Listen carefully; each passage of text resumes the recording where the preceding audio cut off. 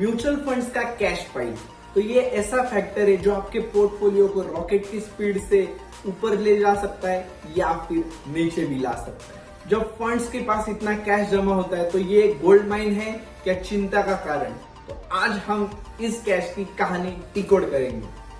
तो सबसे पहले आपको ये समझना है कि कैश पाइल का मतलब क्या है। तो ये वो रकम है जो म्यूचुअल फंड्स के पास है लेकिन अब तक इन्वेस्ट नहीं हुई है।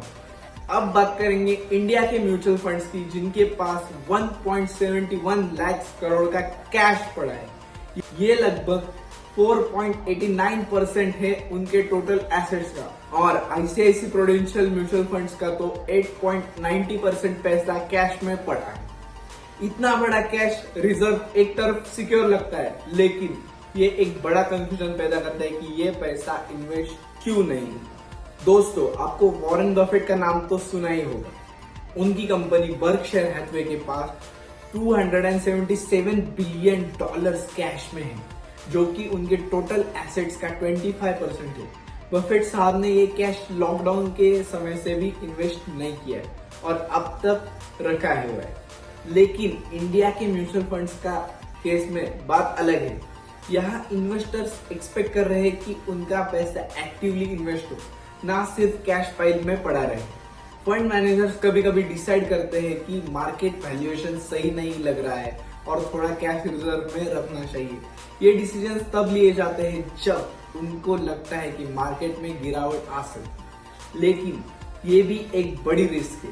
अगर मार्केट रैली कर गया और आपका पैसा इन्वेस्ट नहीं हुआ तो आपको इस ग्रोथ का आप हिस्सा नहीं बन सकते और जिसके आपके रिटर्न्स पर परिणाम आपको दिखने मिलते हैं। अब सोचने वाली बात ये है कि जब मार्केट तेजी से ऊपर जा रहा है तो फंड्स इतना कैश रख के क्या करेंगे। नए फंड्स ऑफर एनएफओज ला रहे हैं और उसके जरिए म्यूचुअल फंड्स और ज्यादा कैश जुटा रहे हैं।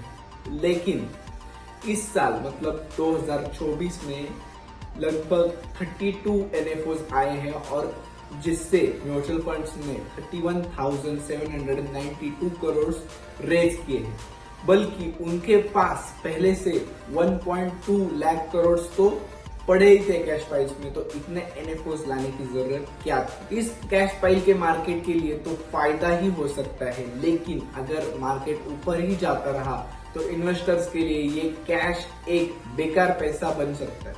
लेकिन एक बात पक्की है, अगर मार्केट गिरता है तो ये फंड्स तुरंत एसेट्स खरीदेंगे और उनका पैसा इन्वेस्ट करेंगे और जो एफपीआई का सेलिंग का इम्पैक्ट है वो इससे कम हो सकता है।